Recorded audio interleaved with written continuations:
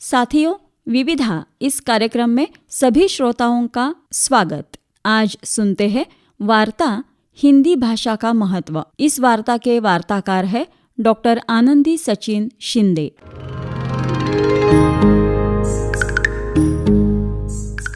हिंदी भाषा का महत्व। मानव सामाजिक प्राणी है। समाज में रहकर वह अपनी जरूरतें पूर्ण करता है। मानव एक ऐसा प्राणी है जिसे वाणी का वरदान मिला हुआ है।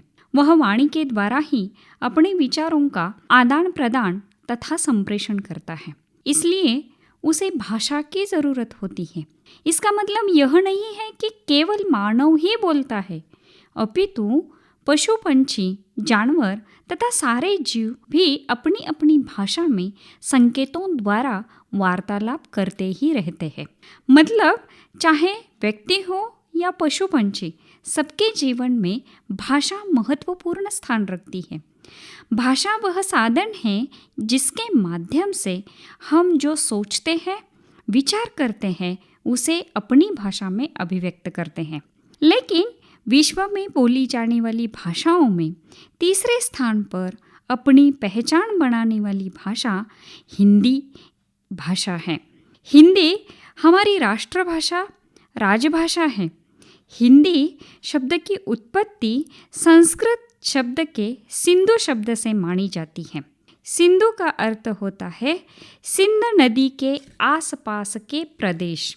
यहाँ के लोग उच्चारण दोष के कारण स को ह बोलते थे।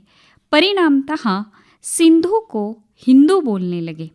बाद में हिंदू शब्द के ई पर बलाघात के कारण अन्य ऊ का लोप हो गया और हिंदू शब्द हिंद बन गया। इसी शब्द को इक प्रत्यय लगने से हिंदी शब्द बना, जिसका अर्थ होता था हिंद का।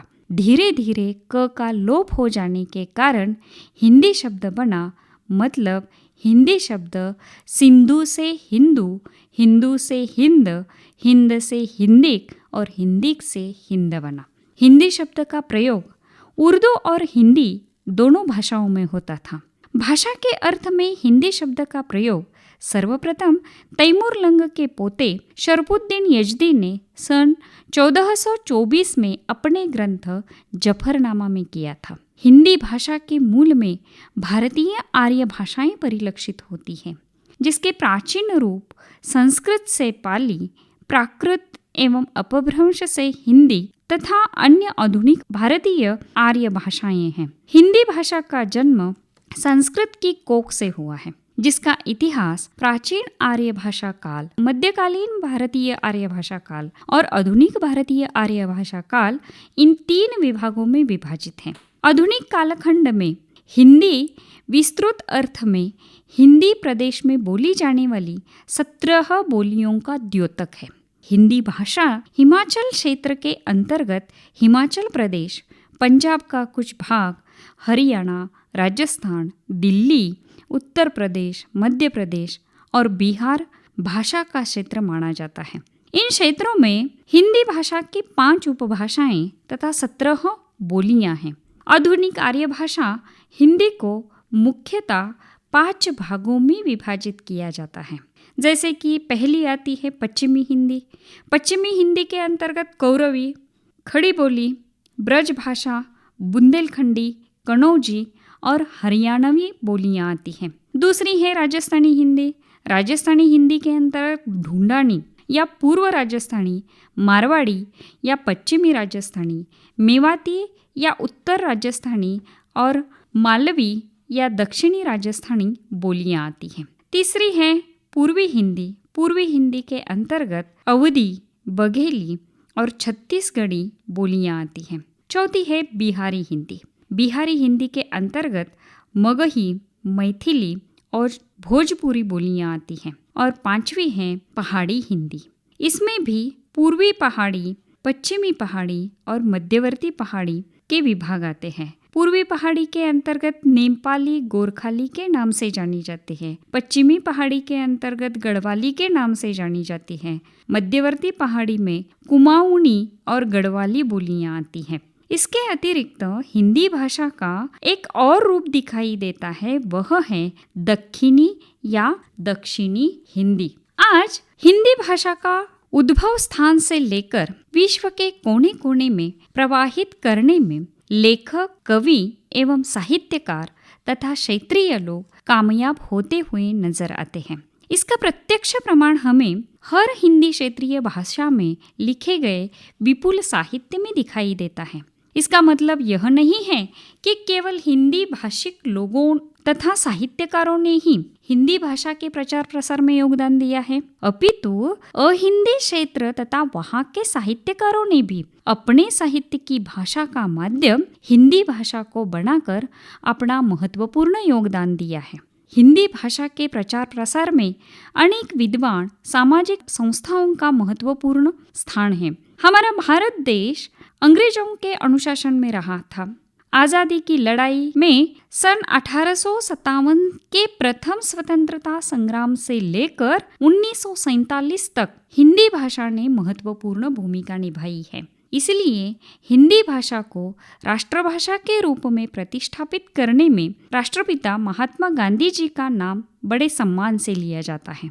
स्वतंत्रता आंदोलन में महात्मा गांधी जी ने हिंदी भाषा को जनसाधारण लोगों की अभिव्यक्ति का माध्यम बनाया। वे अपने जीवन में अहिंसा के मार्ग पर चले। स्वतंत्रता आंदोलन के दौरान हमारा भारत देश विभिन्न जाति, धर्म, संप्रदाय, प्रांतिक भाषा तथा विविध बोलियों में विभाजित था। ऐसी स्थिति में गांधी जी ने स्वतंत्रता आंदोलन छेड़कर हिंदी आम जनता की भाषा होने के कारण हिंदी भाषा के माध्यम से लोगों में स्वतंत्रता की चेतना जागृत की। उन्होंने हिंदी भाषा को राष्ट्रभाषा बनाने की ठान ली, क्योंकि महात्मा गांधी जी जानते थे कि देश की एकता के लिए एक भाषा होना अत्यंत आवश्यक है, जो राष्ट्र प्रेम तथा देश की एकता में महत्वपूर्ण भूमिका निभा सके। यह क्षमता केवल सहज, सरल, मीठी और आम जनता की भाषा हिंदी में ही है। इसीलिए वे हिंदी भाषा के प्रचार प्रसार के लिए दक्षिण भारत हिंदी प्रचार सभा तथा वर्धा में राष्ट्रभाषा प्रचार समिति से जुड़े रहे। गांधी जी के साथ साथ स्वामी दयानंद सरस्वती, सुभाष चंद्र बोस, रविंद्रनाथ टैगोर, लोकमान्य तिलक, लाला लजपत राय, मदन मोहन मालवीय, पुरुषोत्तम टंडन, राजेंद्र प्रसाद आदि विद्वानों ने हिंदी भाषा का महत्व समझा था और वे भी हिंदी भाषा का प्रचार प्रसार करने का प्रयास कर रहे थे। इन दिनों में हिंदी पत्रकारिता ने भी महत्वपूर्ण भूमिका निभाई। वैसे देखा जाए तो आधुनिक काल में ही हिंदी भाषा का प्रचार प्रसार होने लगा था। आधुनिक काल के भारतेंदु हरिश्चंद्र जी को हिंदी साहित्य का प्रवेश द्वार तथा हिंदी साहित्य के पितामह कहा जाता है। भारतीय नवजागरण के अग्रदूत होने वाले भारतेंदु जी ने हिंदी पत्रकारिता, नाटक, काव्य, निबंध, अनुवाद, कहानी, उपन्यास, आत्मकथा आदि विधाओं में प्रचुर मात्रा में लेखन किया है। उन्होंने अपनी प्रतिभा का उपयोग अपने साहित्य सृजन का माध्यम हिंदी भाषा को ही बनाया। इसी दौरान ही महावीर प्रसाद द्विवेदी तथा उनके युगीन साहित्यकारों ने भी हिंदी के प्रचार प्रसार में महत्वपूर्ण भूमिका निभाई थी। उनके साथ साथ मुंशी प्रेमचंद, पंत, निराला, महादेवी वर्मा, मैथिली शरण गुप्त, माखनलाल चतुर्वेदी, जैनेन्द्र कुमार, राम कुमार वर्मा, डॉक्टर शिवमंगल सिंह सुमन आदि लेखक, कवि, कहानीकार, उपन्यासकार, निबंध लेखक, आलोचक डॉक्टर रामचंद्र शुक्ल, नगेंद्र आदि विद्वानों ने अपनी साहित्य साधना की भाषा हिंदी को ही चुना। मतलब हर पीढ़ी के साहित्यकारों ने हिंदी भाषा के विकास एवं उत्थान में अपना महत्वपूर्ण योगदान दिया है। भारतीय व्यक्ति जहाँ भी हो, हिंदी के प्रति उसका योगदान आज भी कायम है। आज भी विश्व के कोने कोने से प्रवासी साहित्यकारों के साहित्य से यह बात स्पष्ट हो रही है। जिस भाषा को अधिकांश जनता बोलती है तथा समझती है और जो भाषा देश की भाषा संस्कृति को अभिव्यक्त करने में समर्थ होती है, उसे ही राष्ट्रभाषा कहा जाता है। हिंदी भारत की राष्ट्रभाषा के रूप में जानी जाती है, लेकिन वह हमारी राजभाषा है। सन 1947 में देश स्वतंत्र हुआ। तब तक देश की राष्ट्रभाषा और राजभाषा हिंदी को ही घोषित किया गया था। संविधान सभा में लंबी बहस के बाद हिंदी भाषा को भारत संघ राज्य की राजभाषा के रूप में स्वीकार किया गया। सन 1950 से देश में संविधान लागू किया गया, लेकिन उसमें भी एक शर्त रखी गई कि अंग्रेजी भाषा ही अगले 15 वर्षों तक अर्थात 1965 तक राजभाषा के रूप में काम करती रहेगी और तब तक हिंदी न जानने समझने वाले लोग हिंदी भाषा सीखकर प्रशासनिक कार्य करने में अपने आप को सक्षम बना लेंगे।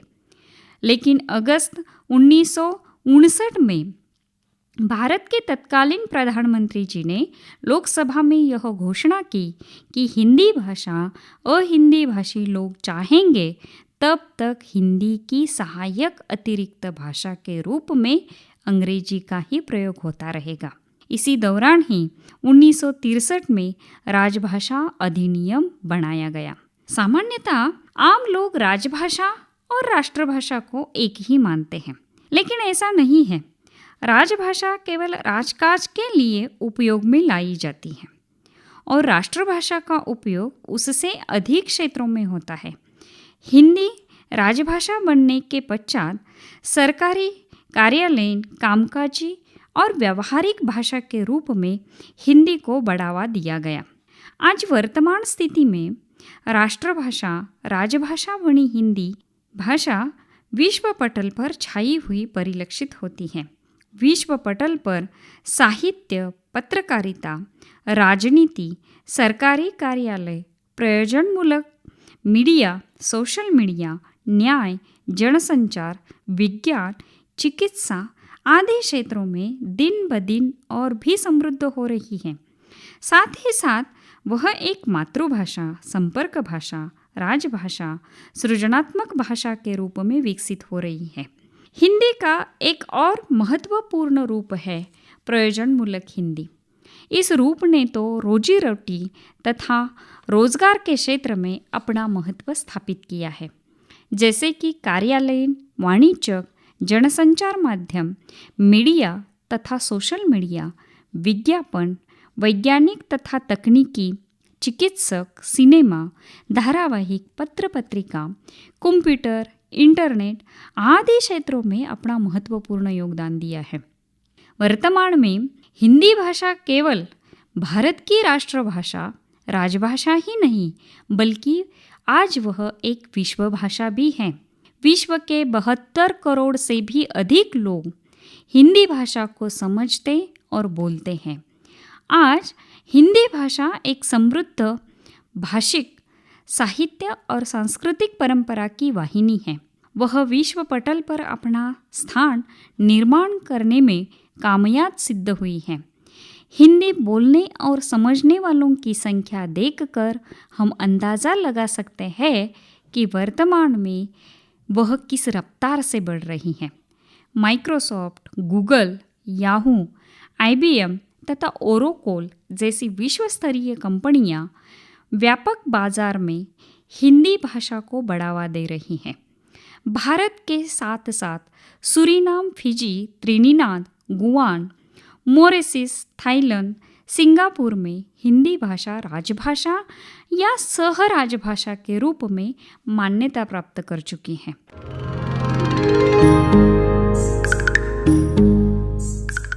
श्रोताओं, अभी आप सुन रहे थे वार्ता हिंदी भाषा का महत्व। इसके वार्ताकार थे डॉक्टर आनंदी सचिन शिंदे। इसी के साथ आज का विविधा कार्यक्रम यहीं संपन्न होता है। इस कार्यक्रम के प्रस्तुतकर्ता श्रीयुत श्रीनिवास जरंडीकर, निर्मित सहायक महेश भिसे और मुझे प्रेरणा साठे को इजाजत दीजिए। नमस्कार।